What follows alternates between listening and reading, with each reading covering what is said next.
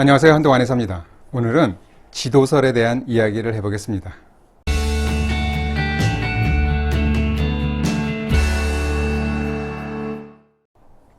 주위에 보면 갑자기 혀에 이상한 무늬가 생겼다는 분들이 있습니다. 통증도 없고 별다른 증상도 없는데 갑자기 생긴 혀의 무늬 때문에 걱정을 합니다. 어린 아이들에게도 많이 생깁니다. 이처럼 혀에 무늬가 생기는 경우 중에 지도설이라고 있습니다. 지도설이란 혀에 불규칙한 탈락 병변이 나타나면서 지도를 그려놓은 듯한 양상을 보이는 상태를 말합니다.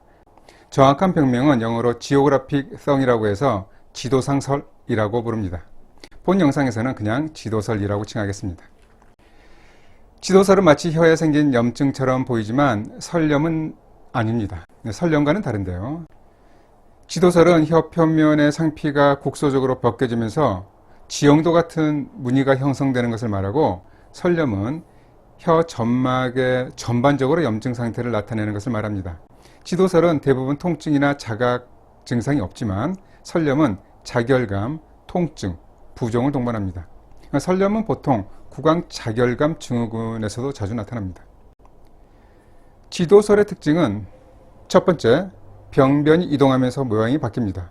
두 번째, 통증은 거의 없거나 미약합니다. 세 번째, 병변의 경계가 불규칙하면서도 뚜렷합니다. 네 번째, 혀 전체가 아닌 부분적으로 탈락되어 있는 등의 특징이 있습니다. 지도설의 원인은 확실하지가 않습니다. 가족력이 있는 것을 보면 유전적 요인이 있는 것으로 판단되며, 불안과 과로로 인해서 악화되는 것을 보면 정서적 스트레스도 원인이 되는 것 같습니다. 그리고 건선이나 알레르기성 질환에 흔하게 동반되는 것을 보면 면역학적인 문제도 기인하는 것으로 여겨집니다. 크론병, 루푸스 등을 앓고 있는 경우에도 간혹 관찰됩니다. 지도설은 영양 결핍에 의해서도 생깁니다. 비타민 B군 결핍에 의해서 생기는데 특히 비타민 B2, 비타민 B12 결핍에 의합니다. 위장관 질환 때문에도 생기는데요. 위장 기능이 저하되면 영양소의 흡수 불량 상태로 인해서 비타민 B군의 영양소 결핍을 초래하는 것도 원인이 될 수 있습니다. 한의학적으로는 위장과의 관계를 좀 더 밀접하게 보는데요. 지도설은 주로 비위의 운하 기능이 악화되어서 생기는 것으로 봅니다. 특히 어린 아이들에게서 식욕부진이나 편식 경향이 있을 때 자주 나타나며, 성인 중에서는 신체가 허약하고 소화 기능이 약한 소음인 여성에게 흔하게 관찰됩니다. 여성의 경우에는 월경주기 등 생리적 변화와 함께 지도설이 심해지는 경우가 있기 때문에 호르몬 변화가 병태에 일정 부분 영향을 미치는 것으로 판단됩니다. 지도설과 감별해야 될 질환으로는 구강 칸디다증과 구강 평평태선 등이 있습니다. 구강 칸디다증은 칸디다 알비칸스 곰팡이 감염증으로 인한 것으로 혀와 입안 점막에 마치 뭉친 우유가 붙어 있는 것처럼 하얀 막이 끼는 것입니다. 닦아내면 벗겨지지만 통증과 자결감이 동반됩니다. 그러나 지도설은 혀 점막이 마치 얇게 벗겨진 것처럼 보이지만 대부분 통증이 없습니다.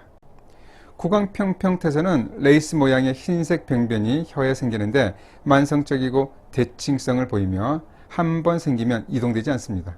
그러나 지도설은 불규칙한 무늬가 변화하면서 이동합니다. 지도설은 설태나 모설과도 구분이 필요합니다. 설태는 혀의 표면에 생기는 이끼처럼 얇은 코팅이 낀 것처럼 보이는 것이고, 모솔은 혀의 사상 유두가 과각화되어 길게 자라기 때문에 마치 털처럼 덮인 것을 말합니다. 설태나 모솔은 혀 중앙부에 분포되어 나타나기 때문에 쉽게 구분이 가능합니다. 앞서 잠시 설명드렸듯이 한의학적으로는 지도설은 비위 기능의 문제와 함께 심혈호 때문으로 봅니다. 주로 비위허약, 진액 손상, 허혈증으로 변증합니다. 따라서 비위 기능이 떨어져 있을 때는 보중이끼탕이나 이중탕 등을 처방하고, 음허인 경우는 육미지황탕이나 자음 강화탕, 혈허증에는 사물탕이나 규비탕을 처방합니다. 소화의 경우에는 보화탕이나 양이탕으로 비위 기능을 보강하는 것이 주요합니다. 침치료도 도움이 되는데 주로 내관, 합곡, 족삼리, 삼음교, 태계혈을 사용합니다. 침치료는 자음 청열, 소화 기능을 개선에 초점을 줍니다. 사암침법으로는 위전격, 대장전격, 신전격, 간승격 등을 사용하면 효과적입니다. 지도설이 있을 때는 억지로 긁거나 벗겨내는 것은 안 됩니다. 지도설 부위는 이미 점막이 얇아져 민감한 상태이기 때문에 억지로 문지르면 점막 손상 및 출혈 위험이 있습니다.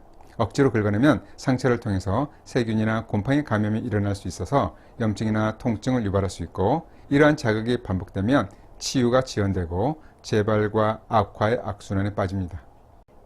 만약 지도설이 있다면 평소에 규칙적인 식사와 함께 맵고 짠 음식, 지나치게 뜨겁거나 산성이 강한 음식 등은 증상 악화를 시키기 때문에 주의합니다. 평소 비위가 허약한 경우가 많기 때문에 소화가 잘 되는 음식 위주로 골고루 섭취해야 합니다. 영양 결핍도 원인이 되기 때문에 무리한 절식 다이어트는 피해야 합니다. 수면을 충분하게 취하며 스트레스 관리도 필요합니다. 지도설은 일시적으로 나타났다가 사라지기도 합니다. 그러나 만약 3에서 4주 이상 지속되는 경우는 체질과 원인에 따라서 적절한 치료를 고려해야 합니다. 더불어서 간혹 심각한 질환의 증상으로 나타나는 경우도 있기 때문에 결코 지도설을 무시해서는 안 됩니다. 지도설은 몸의 문제를 반영하는 증상이기 때문에 몸을 치료하면 지도설도 자연히 사라집니다. 잘 들어보셨죠? 그럼 자신의 혈을 간혹 관찰해서 건강의 척도로 삼아보시기 바랍니다. 감사합니다.